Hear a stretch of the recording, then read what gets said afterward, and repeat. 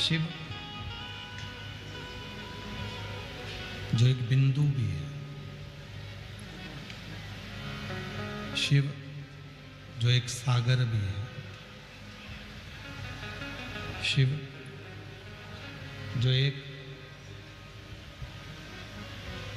कण कण में निवास करने वाले संपूर्ण जगत में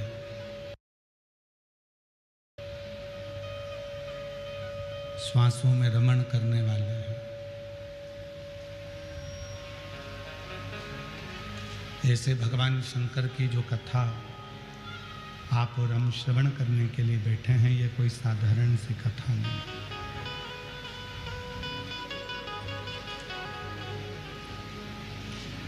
एक क्षण भी हम भगवान शिव से अपने मन को, अपनी आत्मा को उस परमात्मा से जोड़ें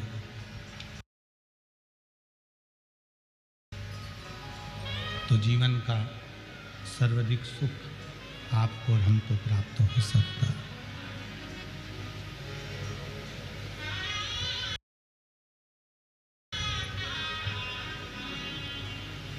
मंदिर जाते हो, शिवालय जाते हो, शंकर जी की आराधना करते हो, पूजन करते हो, एक लोटा जल समर्पित करते हो।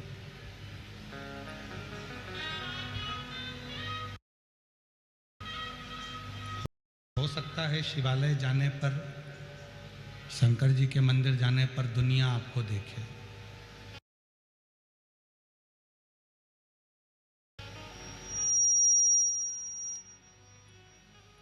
हो सकता है शिवालय जाने पर आपकी पूजन की थाली को भी लोग देखें।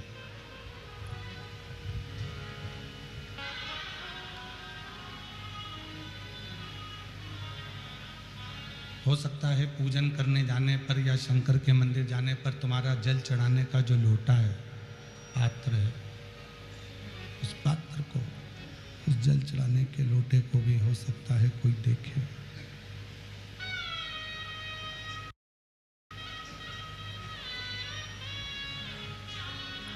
हो सकता है,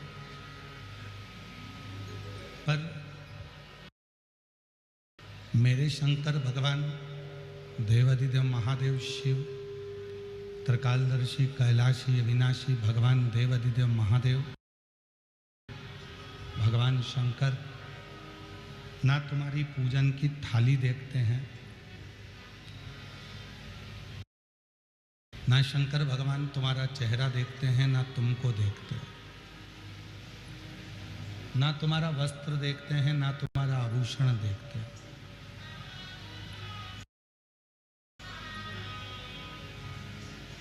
मेरे भोले बाबा तो केवल तू जो निर्मल मन लेकर, सच्चा हृदय लेकर शिव के पास पहुंची है, शंकर के पास पहुंचे हो, भगवान भोलेनाथ केवल तुम्हारा निर्मल मन देखते हैं, इसके सिवाय कुछ नहीं।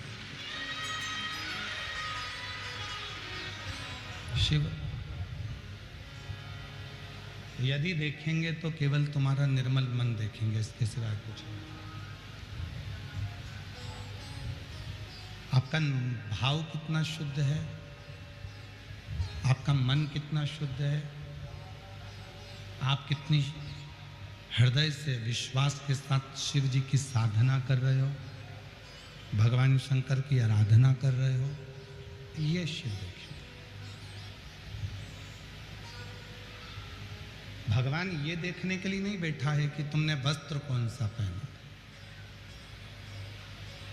और हमने पहले भी कथा में कहा, आज फिर कहते हैं, भगवान शंकर को पाने के लिए कपड़ा बदलने की जरूरत नहीं पड़ती, भगवान शंकर को पाने के लिए कलेजा बदलने की जरूरत पड़ती है, भगवान शिव प्राप्त हो।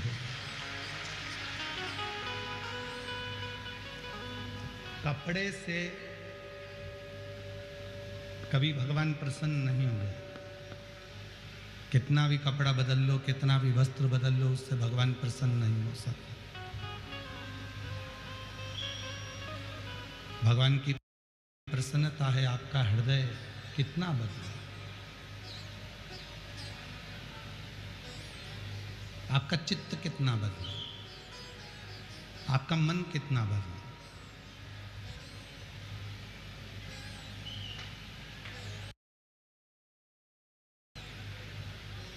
शीतल शीतल जल हम शिव जी को समर्पित करते हैं।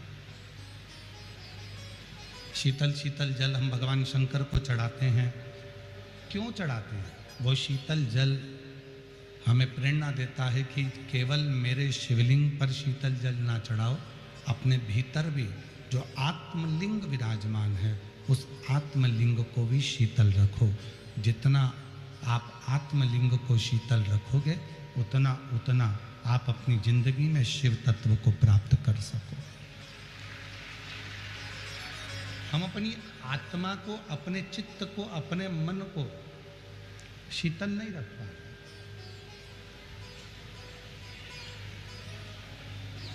किसी ने कुछ कहा और हमें क्रोध आ गया, किसी ने कुछ बोला और हमको गुस्सा आ गया, ये श्रेष्ठता नहीं। समय का परिवर्तन इतना भारी हो जाता है कि कभी कभी जो हमारा हृदय का टुकड़ा होता है, हमारे दिल की जान होता है, उसके शब्द भी हमें बुरे लगने लगते हैं कभी कभी।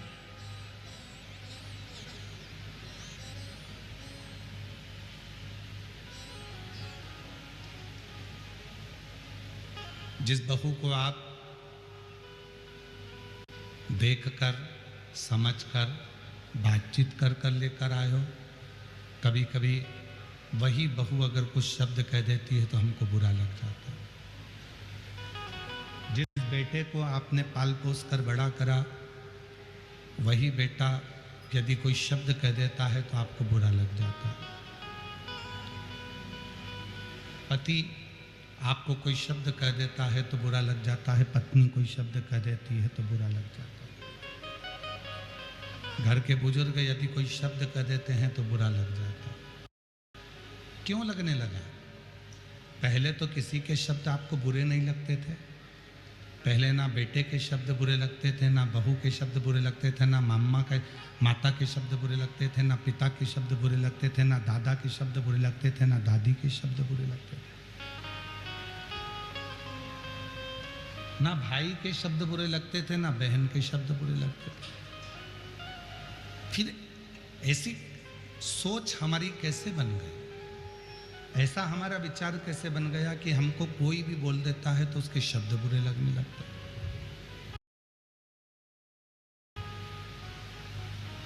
वो शब्द हमें श्रेष्ठ नहीं लगते। क्यों? क्योंकि हमने हमारे विवेक में, हमारी बुद्धि में, हमारे चित्त में अहमता को धारण कर लिया, अहंकार को धारण कर लिया। मैं जो बोलूंगी वो होगा, मैं जो कहूंगा वो होगा।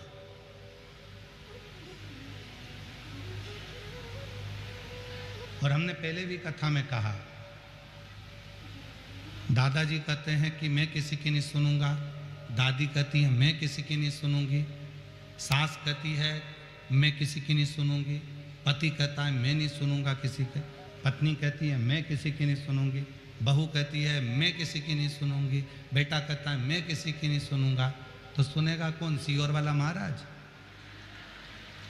जब तुम नहीं सुन रहे हो, एक दूसरे की बात को मानने को तैयार नहीं हो, एक दूसरे को समझने को तैयार नहीं हो, तो समझेगा कौन? कौन सुनेगा? और दुनिया का सबसे कठिन काम है सुनना। और जिसने अपनी जिंदगी में श्रवण करना प्रारंभ कर दिया, सुनना प्रारंभ कर दिया, वो जिंदगी में सफलता की ओर बढ़ता चलेगा। हम सुन नहीं पा रहे। देखो, मैं तुम्हारी बात नहीं सुनूंगी, फालतू की बात करना मती, मुझे बड़बड़ करना मती, मेरे को नहीं सुनना तुमसे। वो कल का आया मुझे सुनाएगा, मेरे को नहीं सुना। हम इसी सोच में, इसी विचार में, इसी सोच में, हम इसी सोच में, इन्हीं विचारों में हम फंसे पड़े हैं और हम कुछ अच्छा कर नहीं पा रहे।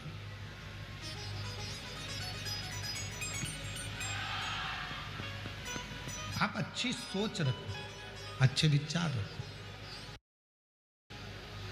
मेरा भोले बाबा ना तुम्हारे पूजन की थाली देखता है, ना तुम्हारे पूजन के वस्त्र देखता है। मेरा भोले बाबा केवल तुम्हारा निर्मल मन देखता है, केवल, और कुछ भी नहीं।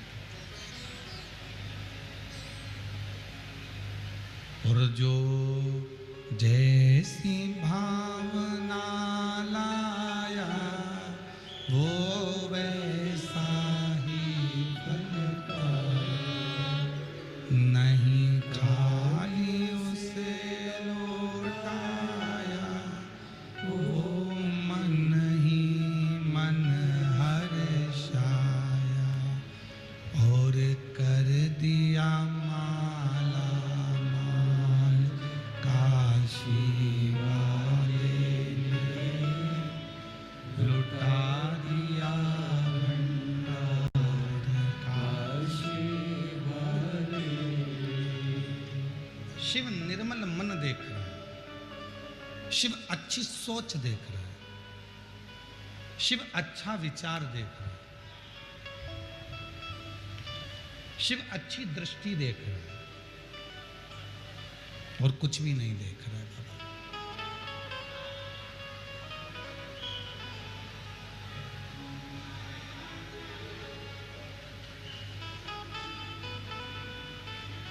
पात्र गंदा होगा ना चल जाएगा, पात्र यदि गंदा है तो चलेगा, पर मन गंदा नहीं होना चाहिए। कपड़ा गंदा होगा चलेगा, पर मन गंदा नहीं होना चाहिए। थोड़ा शरीर गंदा होगा चलेगा, पर हृदय गंदा नहीं होना चाहिए। आज प्रदोष है, बहुत किस्मत वाले हो आप सब, जो कथा की छठे दिन शिवरात्रि भी मन रही है और प्रदोष का दिन भी है, और शिव की कृपा भी, भाग्यशाली है। प्रदोष का मतलब ही है कि अपने भीतर के जितने दोष हैं उनको समाप्त कर दो। कोई कहता है गुरुजी प्रदोष के दिन हम फलाहार करें, एक टाइम भोजन करें, कि दोनों टाइम फलाहार करें। शिव महापुराण की कथा तो ये कहती है कि तुम्हारा शरीर जितना बने, शरीर से जितनी साधना बन जाए उतनी साधना करो, शरीर से जितना व्रत बन जाए उतना व्रत करो। बाबा भोलेनाथ ये नहीं कर रहे हैं कि तुम बहुत भूखे रहो।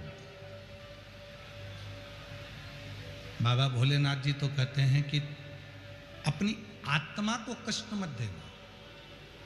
आत्मा में परमात्मा विराजमान है, इसलिए जितना बन सके, अगर उपास रहना है, फलाहार कर कर रहना है तो फलाहार कर कर रह लो, और एक समय भोजन करना है तो शाम को जब प्रदोष काल की आरती पूजन आप कर लो, और पूजन करने के बाद जब रात्रि का समय हो प्रदोष काल के बाद में, तब आप भले भोजन करो, फिर सुबह फलाहार करो।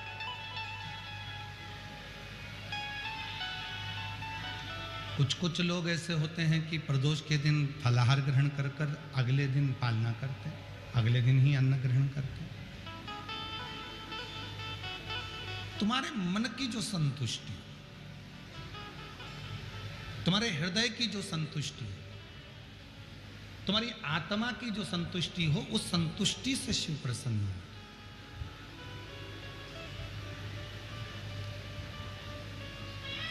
और नहीं तो शिव महापुराण में कई लोग पूछते हैं, हम कई जगह पर कथा करने जाते हैं तो वहाँ पूछते हैं साहब जजमान को गुरुजी कथा सुनना है तो क्या व्रत करना पड़ेगा? हम कह देते हैं उसकी मर्जी, करे तो ठीक, ना करे तो ठीक। शिव जी को एक लोटा जल चढ़ाओ, कथा के पंडाल में आओ, कथा सुनो और अपने जीवन को सार्थक बनाओ।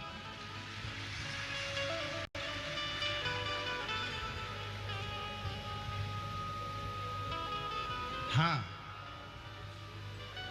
श्रीमद् भागवत में जरूर लिखा है कि एक फल का सेवन करो और कथा को सुनो। इतने में काम ना चले तो फिर एक समय फलाहार करो, कथा को सुनो।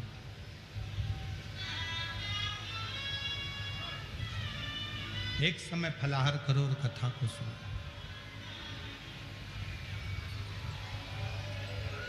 पर कोई हमसे शिव महापुराण की बात करे तो हम कह देंगे एक समय फलाहार करो, ना बन सके तो एक समय भोजन करो, और इतने में भी काम ना चले तो दोनों समय भोजन करो, पर शिव महापुराण की कथा जरूर सुनो। और इतने में भी काम नहीं चले, दोनों समय भोजन में भी काम नहीं चले तो टिफिन लेके कथा में चलो, पर कथा सुनो, कथा नहीं छोड़ना।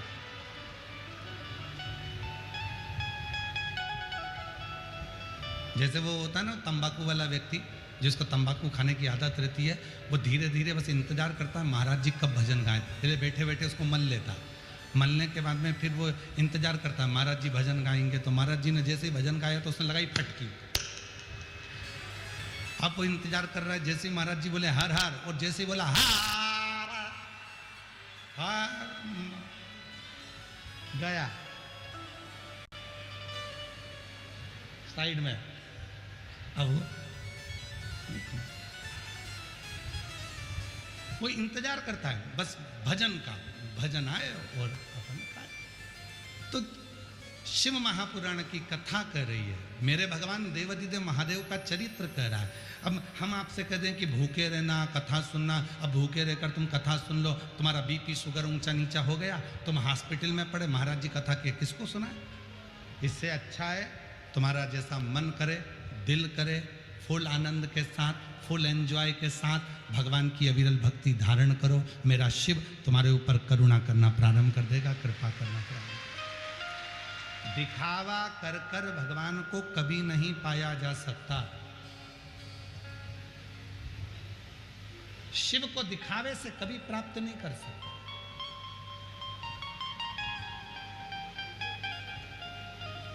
उसको केवल प्राप्त किया जा सकता है तो निर्मल मन से। आप कैसे हो, क्या दे रहे हो, कितना दे रहे हो, वो भी शिव नहीं देते। मैं शंकर भगवान को 1000 लीटर दूध से स्नान कराऊंगी, भगवान ने तो नहीं कहा कि तू करा। मैं 108 बेलपत्र शंकर भगवान को चढ़ाऊंगी, भगवान ने ये भी नहीं कहा। भगवान तो कहते हैं एक बेलपत्र मुझे चढ़ा, ये भी ना मिले तो मेरी चढ़ी हुई बेलपत्र उठा ले, धो ले, वापिस चढ़ा दे, भगवान कह रहे। पर शिव जी कह रहे हैं कि कोई कहे कि शिव ने इतना कहा, ना ना ना, वो उसको कुछ नहीं चाहिए, उसको तो केवल तुम्हारा हृदय, मन, चित्त। एक कथा आती है, एक बहुत घने जंगल में एक चिड़िया रहती थी, छोटी सी चिड़िया थी। उसी घने जंगल में जहां चिड़िया रहती थी, उसी घने जंगल में एक शंकर का शिवालय था। ओटला बना है, शिवलिंग रखा है।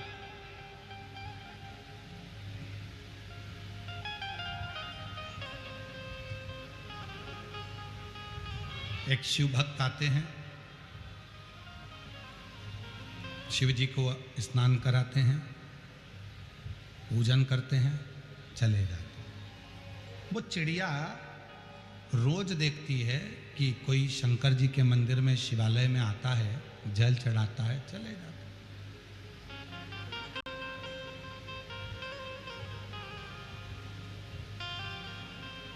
6 महीना 8 महीने तक चिड़िया ने देखा, और 8 महीने के बाद वो जो महाराज जी आते थे, जो शिवालय आते थे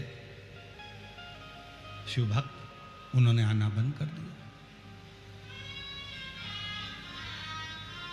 अब वो नहीं आ रहा।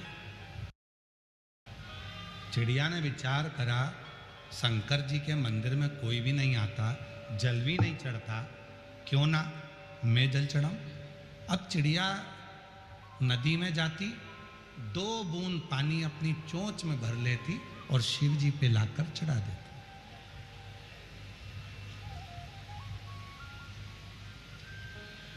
रोज चिड़िया उड़ती है, 2 बूंद पानी अपनी चोंच में भरती है, शिव जी पे लाके डाल देती।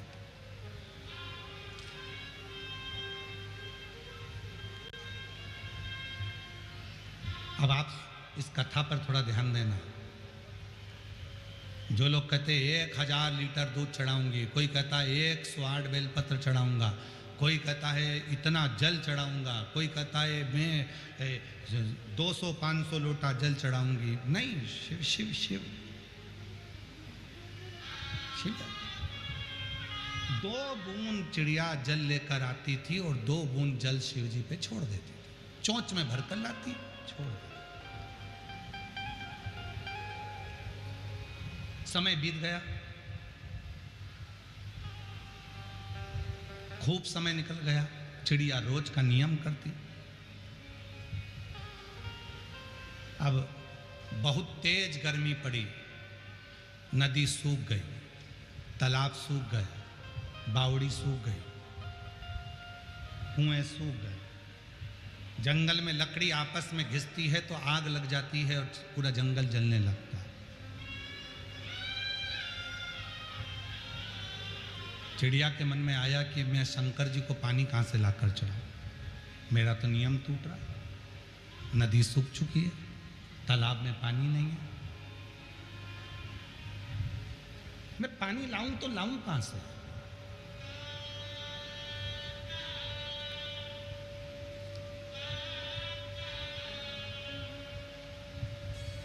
चिड़िया ने उड़ना प्रारंभ करा, आसपास का पूरा क्षेत्र देख लिया चिड़िया ने, पर उसको पानी नहीं मिला। चिड़िया और आगे बढ़कर गई, थक गई, बैठ गई, पानी नहीं मिला। और बड़ी आगे थक गई, पानी नहीं मिला। बहुत आगे चिड़िया निकल गई, तब एक खड्डे में थोड़ा सा पानी भरा था, उसमें से 2 बूंद पानी चिड़िया ने चोंच में भर लिया।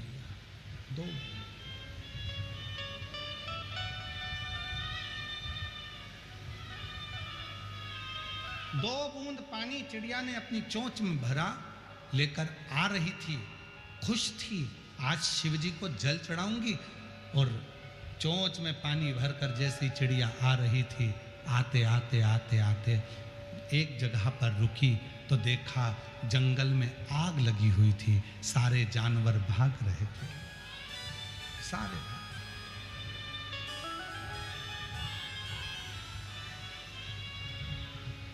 जंगल में आग लगी है और जंगल में आग लगी है, सारे जानवर भाग रहे हैं। चिड़िया ने देखा इतनी तेज आग लगी है, पानी शिव जी को चढ़ाना है, बहुत समय के बाद मिला है, पर एक काम करती हूँ, आज मैं आग को बुझा देती हूँ। और चिड़िया ने अपनी चोंच में से 2 बूंद पानी आगी पर डाला। अब शेर, हाथी, मोर, सियार जंगल के चिड़िया पर हंसने लगे। तेरे 2 बूंद पानी से कोई आगी बुझेगी? हाथी भी हंस रहा है, शेर भी हंस रहा है, सियार भी हंस रहे हैं, मोर भी हंस रहा है, पक्षी भी हंस रहे हैं। तेरे 2 बूंद पानी से क्या यह आग बुझेगी? चिड़िया ने कहा भले आग नहीं बुझे, पर जब इतिहास लिखा जाएगा तो उसमें मेरा नाम लिखा जाएगा कि मैं आग बुझाने वालों में शामिल थी। जब इतिहास लिखा जाएगा तो मेरा नाम लिखा जाएगा कि मैं आग बुझाने वालों में शामिल थी, आग लगाने वालों में नहीं, और ना आग देखकर भागने वालों में, मैं आग बुझाने वालों में शामिल। भले मेरे पास जो था मैंने वो दिया। जैसे ही 2 बूंद आगी में गिरा, आग तो नहीं बुझी, पर शंकर भगवान प्रसन्न हो गए, गंगा की धार छोड़ दी, पूरी आग ठंडी हो गई, पूरी आग ठंडी। चिड़िया ने देखा, बाबा इतने दिन से मैंने 2-2 बूंद पानी चढ़ाया, आप प्रसन्न नहीं हुए? शिव जी कहने लगे, चिड़िया तू रोज मेरे लिए जल लाती थी, आज तूने जनमानस के कल्याण के लिए जल का प्रयोग किया, और जो दूसरे के लिए जीना सीख जाता है, शिव उस पर करुणा करना प्रारंभ कर देते हैं। जो दूसरे के लिए जीना सीख गया,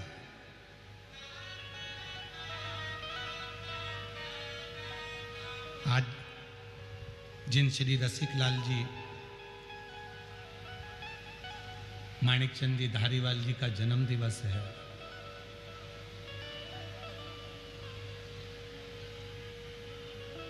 भले वो हमारे बीच में हैं ना हैं, परंतु जहां होंगे उन पर शिव की कृपा होगी, क्योंकि शिव के भक्त हैं।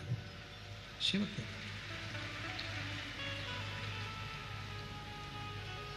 जो दूसरे के लिए जीना सीख गए। श्री रसिकलाल जी धारीवाल जी ने ये प्रेरणा दी है, कमाओ, खूब कमाओ। कल भी हमने कथा में कहा था, तुम्हारे शरीर की जितनी कैपेसिटी है उससे 4 गुना ज्यादा कमाना। जितना मेहनत कर सकते हो उतनी मेहनत करना, जितना परिश्रम कर सकते हो उतना परिश्रम करना, जितना कमा सकते हो उससे ज्यादा कमा। पर याद रखना, उसके साथ में थोड़ी थोड़ी कमाने के साथ में, धन कमाने के साथ में थोड़ी थोड़ी दुआ भी कमाते चले जाना, थोड़ा आशीर्वाद कमाते चले।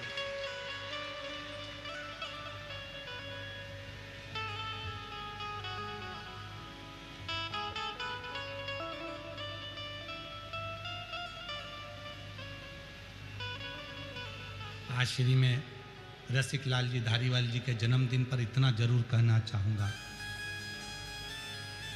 प्रेरणा लो उनसे, प्रेरणा लो उनसे। जो मृत्यु की सैया पर पड़े हुए थे और शरीर में जब कष्ट हो गया था, बीमारी हो गई, तब बाबा भोलेनाथ जिनकी वो आराधना करते थे, भगवान शंकर की पूजन करते थे, मृत्यु की सैया पर शिव से बात कर रहे हैं और शंकर से पूछ रहे हैं कि मुझे और क्या करना है। तो देव अधिदेव महादेव कहते हैं, मैं तुझे और श्वास देता हूँ। अब पृथ्वी पर तेरे को रखा इसलिए है कि तू अपने धन का सदुपयोग करना, किसी वृद्धाश्रम का, किसी धर्मशाला का, किसी हॉस्पिटल का निर्माण कर कर जनमानस का कल्याण कर।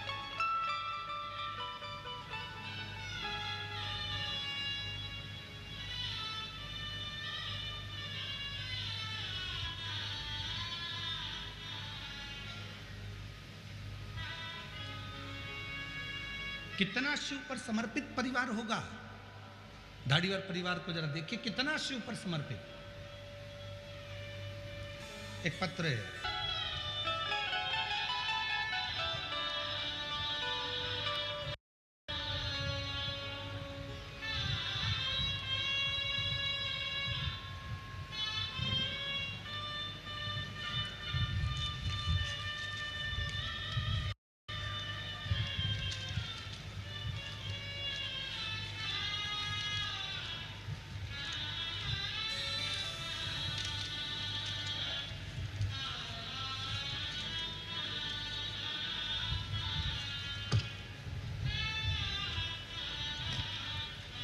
आज पत्र बहुत ज़्यादा हैं, पर एक पत्र हमें पढ़ा भी।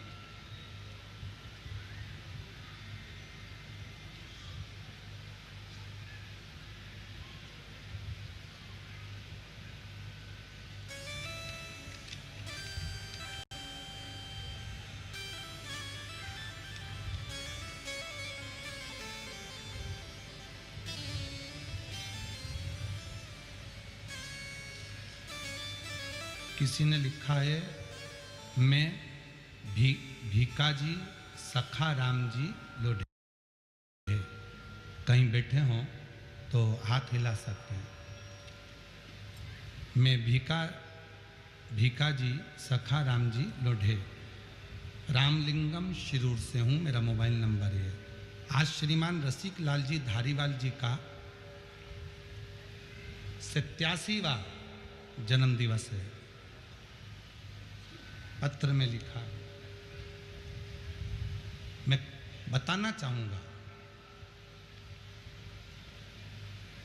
67 से मैं उनसे जुड़ा हुआ था। 60 साल हो गए मेरे को उनसे जुड़े हुए।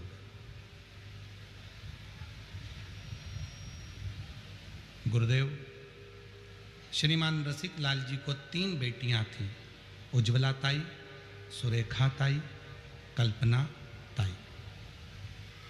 बेटा उस समय नहीं था।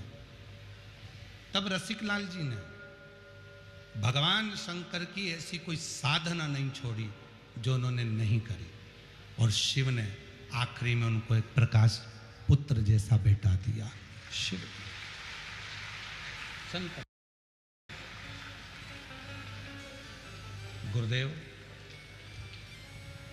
प्रकाश जी की धर्मपत्नी भी जो मिली दीना जी, वो भी शिव की भक्त मिली, शंकर की आराधना। शिव ने उनकी भी बहुत परीक्षा ली, इस पत्र में लिखा है। शिव ने इतनी परीक्षा ली कि गोद खाली सी थी, पर उस बेटी ने शिव की साधना को नहीं छोड़ा, शंकर की साधना करती रही, और आज बाबा ने उनकी गोद में भी बेटी और बेटा आदित्य और उसकी बहन को।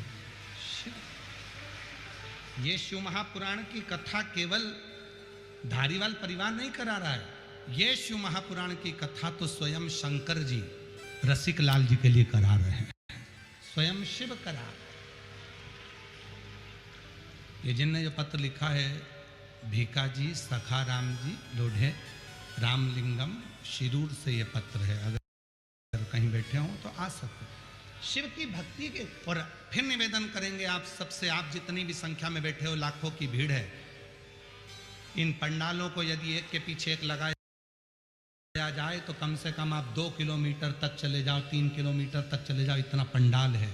और पंडाल के बाहर जितनी पब्लिक बैठी हुई है, इधर साइड पीछे, सब अपनी अपनी चद्दर लगाकर, छाता लगाकर, पेड़ों के नीचे, भोजनशाला में, दुकानों में, गाड़ियों के नीचे, जो तुम भरे पड़े हुए हो, गाड़ियों के साइड में बैठे हुए हो, जहाँ जहाँ तुम बैठे हो। अगर लाखों की संख्या में आप लोग आए हो तो आप कोई साधारण नहीं हो। कहीं शिव जी से तुम्हारा कोई पुराना संबंध होगा तो बाबा ने तुम्हें देने के लिए बुलाया, बाबा ने तुम्हें देने के लिए बुलाया। इस अविरल भक्ति को धारण तो करो। और जो जैसी भावना लाया वो वैसा नहीं, खाली उसे वो मन ही मन, और कर दिया माला माल का, लुटा दिया भंडार का, लुटा दिया भंडार का, कर दिया माला। जब हम किसी दूसरे के कार्य में आ जाए,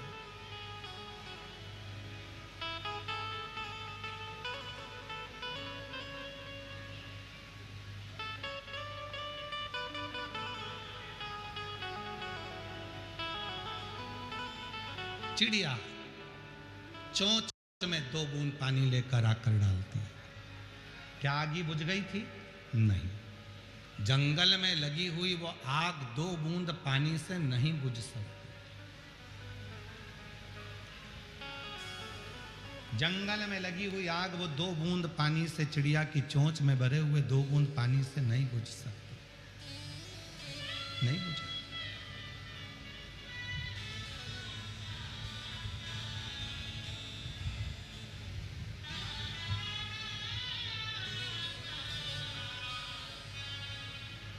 आप सब आपने कुछ लाया होगा, कोई पानी की छोटी छोटी बोतल लाया होगा, कोई कॉफी खाया होगा। सिंदूर में अभी तक बड़े अनुष्ठान में हो देखना कि जितनी भी कथा हुई, उस कथा में क्या लोग सिर पे पानी ले लेकर आते हैं बांटने के लिए? क्या बिस्कुट के पैकेट लेकर आते हैं? क्या टॉफी लेकर आते हैं? एक शिव महापुराण की कथा एक ऐसी होती है जिसमें नियम है भूखे को भोजन और प्यासे को पानी, जय बाबा बर्फानी, ये नियम शिव महापुराण का। आप टॉफी का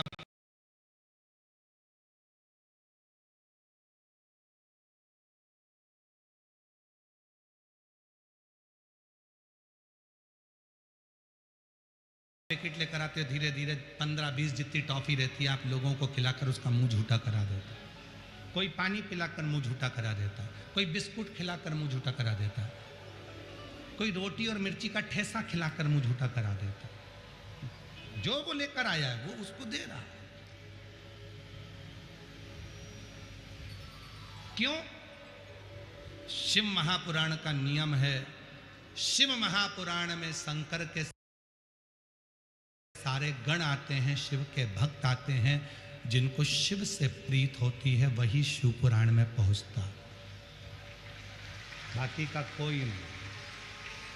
शिरूर के भी ना जाने कितने लोग होंगे जो डर के मारे नहीं आते। भीड़, इतनी भीड़ में जाऊंगा कैसे, मेरे से तो नहीं बनेगा, मेरे से तो नहीं। तो तुम क्या सोच रहे हो कि वो क्यों नहीं आया? वो भीड़ देखकर नहीं आया। ये भोलेनाथ जी के गणों की जब संख्या बढ़ती है, शंकर के जब भक्त बढ़ते हैं, तो भगवान शंकर चाहते हैं कि आधे से ज्यादा लोग अपने घर में रह जाएं, क्योंकि वो आएगा तो मुझे उसे रिटर्न गिफ्ट देना पड़ेगा, कुछ ना कुछ देकर भेजना पड़ेगा। इसलिए भगवान उसे घर तक रख देता है, आने तक नहीं।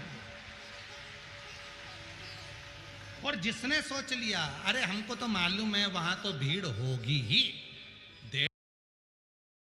1.5-2 किलोमीटर तो पैदल चलना पड़ेगा, गाड़ी साइड में लगाना पड़ेगी, पैदल चलना पड़ेगा, बिस्कुट का पैकेट रख लो, टॉफी रख लो, पानी की बोतल सिर पे रख लो और बैग टांगो, बच्चों को बाजू में दबाओ और चल दो। विठ्ठल विठ्ठल विठ्ठला, पांडुरंगा विठ्ठल, ये तो चल दो बस।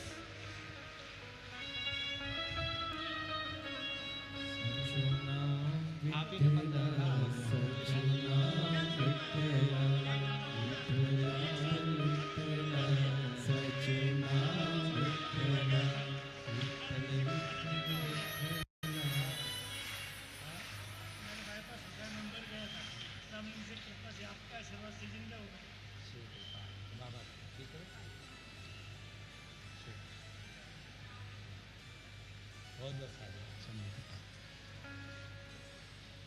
चले जा। बाजू में बच्चे हैं, सिर पर बैग है, पानी की बोतल है, टॉफी है, बिस्कुट है, चले जाओ।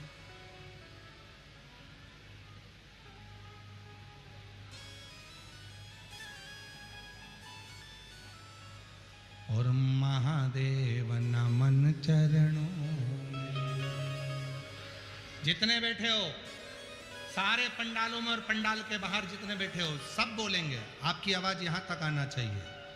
महादेव नमन चरण स्वीकार कीजिए, सबका किया है मेरा भी उद्धार कीजिए, उद्धार कीजिए।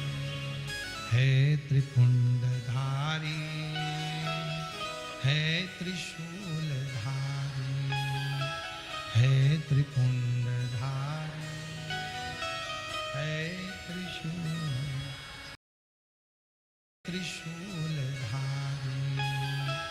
है त्रिपुंडधारी,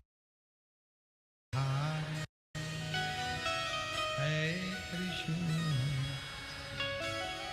चरणों में तेरे बाबा जी पावन है चारों धाम, चरणों में तेरे बाबा जी पावन है चारों धाम। तेरी देव करते वंदना, पूजे सीताराम। तेरी देव करते वंदना, पूजे सीताराम। हो जाए पूरी कामना, हो जाए पूरी कामना।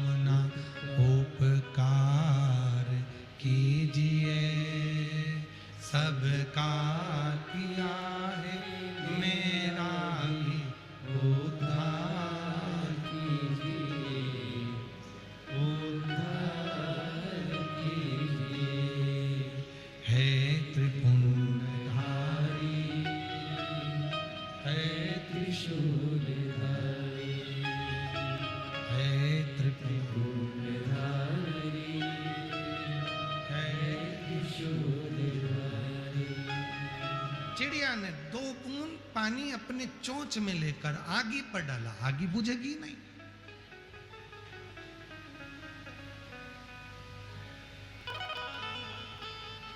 जंगल में आग लगी है, क्या 2 बूंद पानी से बुझ सकती है? नहीं, पर उसने अपना प्रयास किया। कहते हैं, कई घर की माताएं कहती हैं, कई भाई कहते हैं, मेरे घर में मानते लोटा हो जाएगी। भले छोटी पूजन कर रहे हो, चाहे 1 लोटा कर रहे हो, चाहे रहे हो, तुम्हारा कल बदल कर ही रहेगा, ये निश्चित बदलेगा। अब तुम ये मत सोचो मेरे इस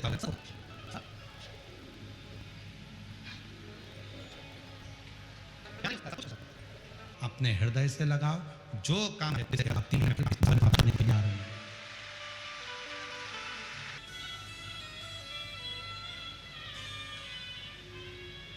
अभी बीच में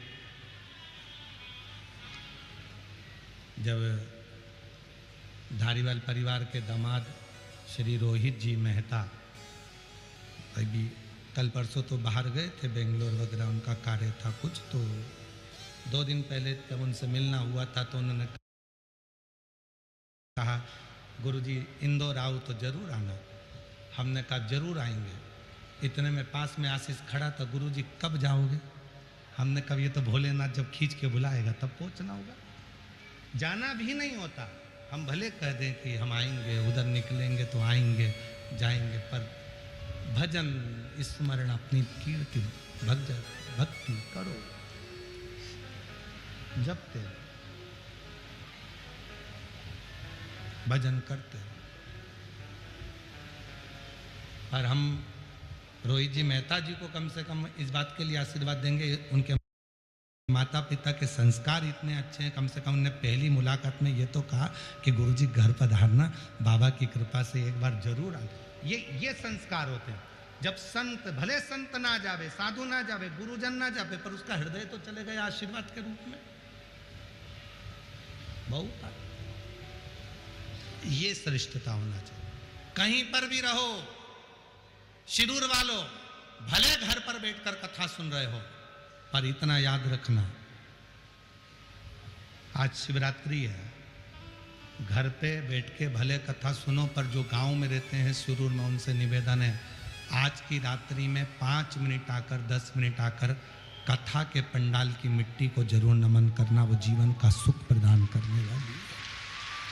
जीवन भले तुम दिन में भीड़ के कारण, मालूम है बहुत भीड़ है, बहुत भीड़ है, बहुत भक्तों का सैलाब है, पर फिर भी थोड़ा सा, वो 2 बूंद पानी से आग नहीं बुझ सकती है, पर वो 2 बूंद पानी जो तुमने समर्पित किया है, उसमें तुम्हारा समर्पण तो है। और 5 मार्च को बाबा देवाधिदेव महादेव की होली सीहोर में सुबह 9 बजे मनाई जाएगी। 10 से 16 मार्च भुसावल में, महाराष्ट्र के भुसावल में शिव महापुराण की कथा 2 बजे से 5 बजे तक रहेगी। फिर 20 से 26 मार्च तक जयपुर राजस्थान में शिव पुराण की कथा रहेगी। फिर 30 मार्च से 5 अप्रैल तक आरणी यवतमाल में शिव महापुराण की कथा रहेगी। आरणी यवतमाल में 30 मार्च से 5 अप्रैल तक रहेगी। 8 अप्रैल से 14 अप्रैल तक भीलवाड़ा राजस्थान में शिव पुराण की कथा रहेगी। 17 अप्रैल से 23 अप्रैल तक दिल्ली में शिव महापुराण की कथा रहेगी। ऐसे कथाओं का क्रम रहेगा। पात्र नहीं देख रहे कि तुम्हारा पात्र कैसा है, शिव केवल हृदय देख रहे।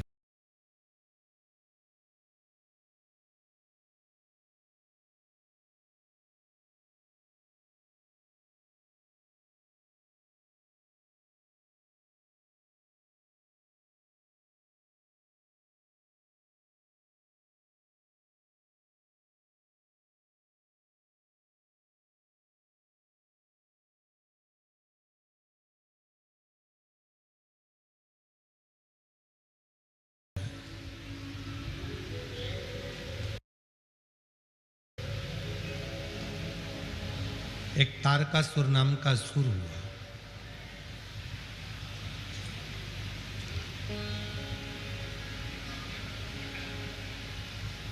था असुर, असुर प्रवृत्ति भी थी, पर शिव का बड़ा भक्त था। भगवान शंकर से इतना प्रेम करता था, वो इतना प्रेम करता था कि शिव जी माता सती के जाने के बाद उन्होंने जो वैराग्य धारण कर लिया था, तो विचार करा था कि इनका विवाह कराकर रहूं। इतना आत्मीय प्रेम भीतर से होता, आत्म। जब हम भगवान देवाधिदेव महादेव से स्नेह करने लगते हैं, प्रेम करने लगते हैं, तो शिव हमारे जीवन के सारे तकलीफों को मिटाते रहते हैं।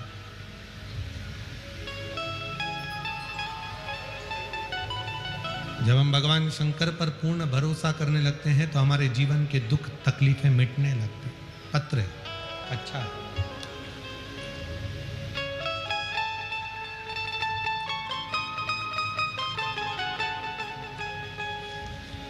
मैं उषा हरिदास घाटे, जिला अकोला, मूर्तिजापुर की रहने वाली